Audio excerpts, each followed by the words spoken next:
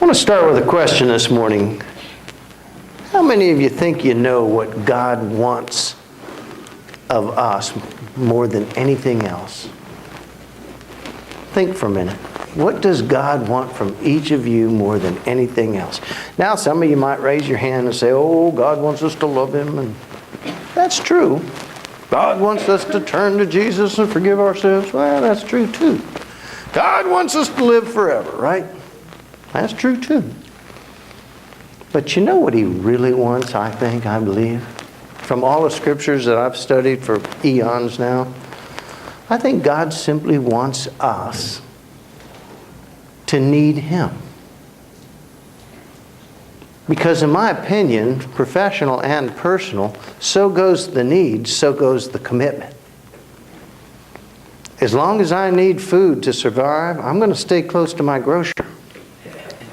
As long as I need air to breathe, to survive, I'm going to keep my head above water, right? As long as I need the Lord to guide, direct, heal, to lead me along life. As long as I need Him, or at least perceive I need Him, I'm going to make time for it. It's when we stop needing things, when we stop needing people, that relationships begin to break down. That's the bottom line of it. That's the honest to goodness truth. When we stop needing our husbands, we start looking somewhere else. We stop needing our wives, when we stop needing our parents, that's when it all starts falling apart. It's one thing to say, I love the Lord. It's another thing to say, I need the Lord. Because as long as I need Him, I'm going to love Him. And I think very few people understand this. Very few Christians understand this. Well, should I pray that my love for the Lord grows stronger? No. Pray for your need of the Lord to grow stronger. Because as long as you need Him, I know you're going to love Him. I was watching the Star Trek ministry. I was watching the Star Trek marathon this weekend. Anybody see some of those? They started with the old Star Treks, back in the 60s. Captain Kirk, the old flip phones. Aim me up, Scotty. And those are fun. Hokey, but they're fun. Then they went to the Star Trek, the new generation, or the next generation, with Captain Jean-Luc Picard. Oh, never has a balded head shined so brightly. And of course, Data, the guy that has all the answers. I do not understand, Captain. And did you know, and I've noticed this before, but I really noticed it this weekend because they played them side by side. They did an old one, they did a new one, they did an old one, they did a new one. Nobody's talking about Deep Space Nine or Voyager. But the themes were often the same. Same plot line, different guys. Instead of Scotty, you had Geordie LaForge or whatever his name was. Instead of Chekhov, you had Data. But the themes were often the same, except for one difference. Anybody know what the difference is? I read a paper on this. Believe it or not, a learned theological professor wrote a paper on this. The one different theme is, in the old Star Trek, many times, even though Spock was, the know-it-all, Kirk and Dr. What's-his-face, McCoy, and many times they called upon God in tough circumstances, situations. They referenced God or the Lord. Over here, never once. The Next Generation Star Trek, never once. I once did Jim Kelly, my roommate in college at University of Florida, we went to Second City Spontaneous Theater, and we once did a play called Star Trek. And it was that's another story for another time.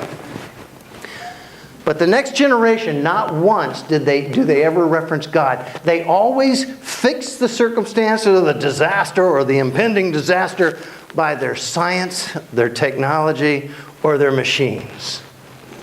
we inverse a diabolical pulse through the teleprompter or whatever, we can save the planet. Make it so. That head shining. Over here, Jim Kirk said if there's a God in heaven, we could sure use his attention right now. That's the difference. What happened between, well, I'll tell you, the 60s, the 80s. 20 years happened. A couple of generations happened. Free speech happened. The whole revolution happened of the 70s. Anybody even remember the 70s? And suddenly God was no longer a priority. Any problem we have, we can solve it through science, through technology, and through our own determination. And our churches grew smaller and smaller and smaller. Well, you know, as much as I'd like to say that was a 20th century problem, in fact, the matter was, it was a first century problem. Jesus spoke to millions of people, thousands of times over 3 years, but he only discipled 11. Think about that. Jesus healed thousands of people. Only one ever came back to thank him. A leper. A man who realized his life was over. Oh, he was still breathing and eating, but with those sores on you, you knew it would not be long before you literally rotted away and died. All alone, outcast in the desert. One man would risk it all to come and find God and ask him a simple question. I know I got no chance. I know there ain't nothing for me. I know I haven't been in church. I haven't given God the time of day. But God, if you're willing, my machines won't handle it. My technologies won't handle it. My smarts won't handle it. My determination won't handle it. But if you are willing. Jesus stopped and reached out and touched the guy. Highly infectious. I would like to see a big old smile and said, oh, I'm willing. Watch this. Wow.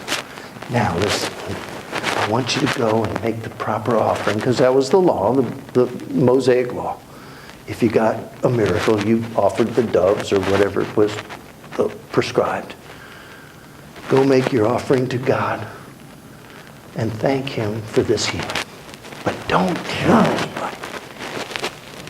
Yeah, like that's going to happen. We're going to talk about what that man did, why he did it, and why we have this passage. First, I want you to stand up, stand up, stand up, stand up.